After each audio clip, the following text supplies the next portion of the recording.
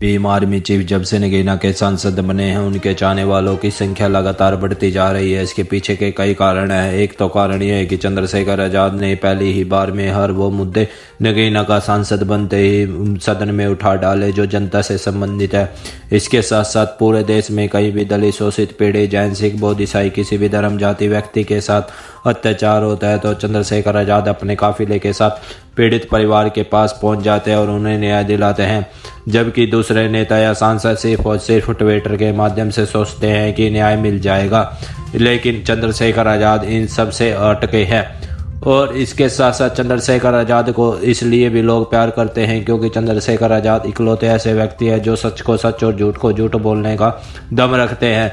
चंद्रशेखर आजाद ने अब बोल डाला था कि कुंभ में वही जाएगा जिसने पाप किए हैं, हम नहीं जाते। और उसके साथ साथ चंद्रशेखर आजाद ने यह भी बोला कि मन चंगा तो कटौती में गंगा, जो गुरु रविदास जी द्वारा स्लोगन दिया गया था और हुआ भी ऐसा ही है।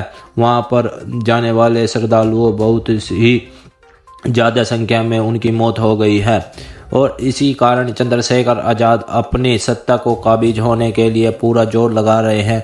और इसके साथ साथ चंद्रशेखर आजाद का संसद टीवी ने भी माना लोहा, क्योंकि एक इंटरव्यू में चंद्रशेखर आजाद ने बोला कि संसद टीवी को आप सब्सक्राइब जरूर करें। और आपको बता दूं संसद टीवी पर सबसे ज़्यादा देखे जाने वाली वीडियो वो भी सिर्फ और सिर्फ चंद्रशेखर आजाद यानी नगीना सांसद की है, क्योंकि चंद्रशेखर आजाद ज़मीनी मुद्दे उठाते हैं ना कि धर्म जाति के। और चंद्रशेखर आजाद ने 15 प्रत्याशी उतारे हैं दिल्ली चुनाव में। इसे भी चंद्रशेखर आजाद ताबड़तोड़ रैलियां और अपने लोगों के यानी अपने प्रत्याशियों के समर्थन में चुनाव प्रचार भी कर रहे हैं। इसे भी चंद्रशेखर आजाद ने दिल्ली चुनावों में आजाद समाज पार्टी का घोषणा पत्र नहीं, देश के सबसे लोकप्रिय नेता चंद्रशेखर आजाद ने गारंटी दी है कि जिन्होंने आज तक दिल्ली वासियों को जो दिया आगे जो देना है उनके 4 गुना हम दिल्ली वासियों को देंगे। बस एक बार हमारी सरकार जरूर बनाए। आप भी सुने चंद्रशेखर आजाद का तूफानी भाषण जिससे पूरे दिल्ली वाले में भरा होश, जबकि मोदी और केजरीवाल के उड़े होश। जितनी योजनाएं सारी सरकारें चला रही हैं, दोबारा कह रहा हूं, फ्री बिजली, फ्री पानी, फ्री ये और भी कुछ टैक्सीज, उनकी सारी योजनाएं और उन योजनाओं पे भी प्लस करके जितना ये आपको आज कह रहे हैं कि हम देंगे और दे रहे हैं, मैं इससे 4 गुने की गारंटी देता हूं, क्योंकि हमें कोई पैसा घर नहीं लगाना, अपने घर में नहीं लगाना है, आपके लिए आपका पैसा आप ही के ऊपर लगाना है। तो जो ये दे रहे हैं इसके 4 गुने की गारंटी मैं आपको देता हूं।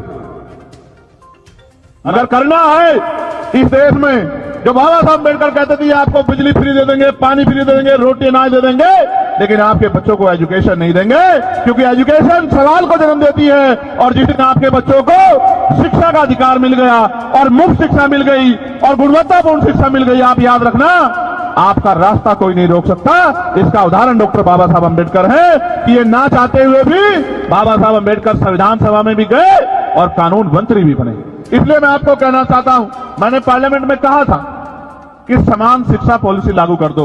मैं सत्ता पक्ष को भी कह रहा हूं, विपक्ष को भी, अगर आप इतने अच्छे हो तो करो समान पॉलिसी लागू। अगर बाबा साहब समान शिक्षा पॉलिसी लागू, अगर बाबा साहब अम्बेडकर को नेता मानते हो, बाबा साहब अम्बेडकर की बात को मानते हो, समान हेल्थ पॉलिसी लागू करो कि गरीबों का इलाज भी क्या तो सारे प्राइवेट स्कूल अस्पताल गरीबों के लिए भी खुले मुफ्त में, या सबका इलाज सरकारी अस्पताल में हो और इलाज बेहतर से बेहतर होना चाहिए कि पैसे की कमी के कारण किसी की जान ना जाए। होना यह चाहिए कि गरीब के बच्चे को एजुकेशन वो कभी तक ले, गुणवत्तापूर्ण एजुकेशन, और वो इतने कम दामों में मिलनी चाहिए किसी की जेब ना कटे। हमने तो देखा अपने आप से कि बड़े स्कूलों में, प्राइवेट में हमारे लोग हिम्मत करके भेजते हैं। मेरी माएं पेट पे कपड़ा बांध लेती हैं, एक टाइम का भोजन काट के अपने बच्चों को पढ़ाती, क्योंकि बाबा साहब कह के गए थे। लेकिन सच ये है कि ये सारे काम आपके आसान हो सकते हैं अगर आप अपनी राजनीतिक ताकत बना लो।